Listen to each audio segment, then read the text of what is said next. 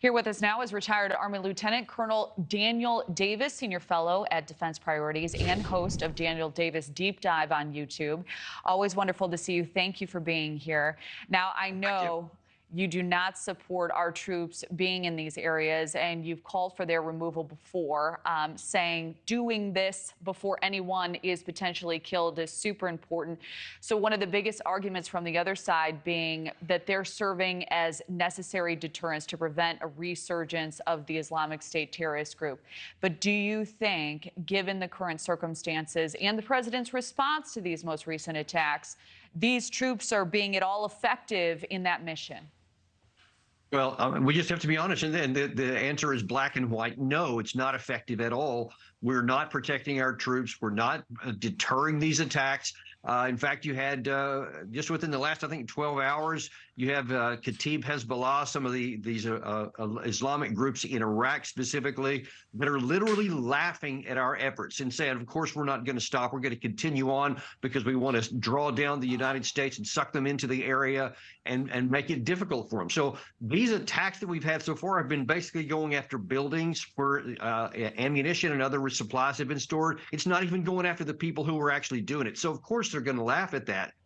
But the bigger issue, and I'll just tell you to address your question there, it is not true that our troops are sitting there providing some sort of use for America, that they're doing a counter-ISIS mission that's preventing the rise of those. You have to look on the ground. You're talking about 1,000 people in the entire country of Syria and 2,000 in Iraq, which are basically sitting in their headquarters and in small areas. They're not going out and doing counterinsurgency missions. It has nothing to do with ISIS. We may take a person out here and there, but it's inconsequential to the ocean of people that are out there, and it's not necessary for our safety. So it's not true that they're doing that, but they are putting us at risk. And I again say, I just cannot emphasize enough, we don't need to see any of our troops killed for no purpose.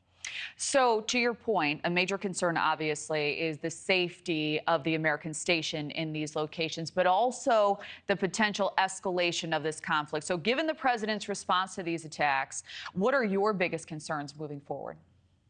Well, the biggest concern is that this could actually have this negative effect that we're afraid of, which is to draw us into a bigger war. Because if any of these Americans are killed, then there's going to be enormous pressure on Biden. You have Jack Keane, who's often saying this. You have Lindsey Graham, who's often saying, go after Iran. Take out the IRGC in Iran. Take out the leadership in Iran.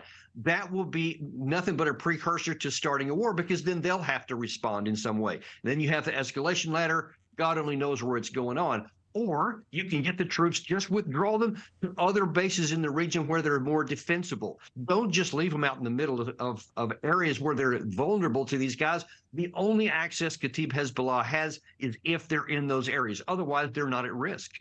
Well, we haven't seen those troops removed as of yet, and say the president is unwilling to withdraw these troops. So what do you see as the best path forward for the U.S. military to demonstrate strength without escalating this conflict? Is that possible? We're just in a situation where it's not. That's what we'd like to have. We would like to be able to say, oh, if you just do this, it'll work. But if you don't withdraw them, then you have no leverage. You've given away your leverage, and now you just have to hope that none of these drones, these armed drones, or these missiles, or these homemade rockets actually find the target and kill an American. There's no way to stop it. I mean, we've seen it through 20 years in Afghanistan, through now other than 3 years since 2003 in Iraq. And it's the same situation. You can't stop it. You just have to pray to God that it doesn't kill any Americans, or do what I suggest and withdraw them. Thanks so much for watching. Just go to joinnn.com to find News Nation on your television provider. And don't forget to click the red subscribe button below to get more of News Nation's fact-driven, unbiased coverage.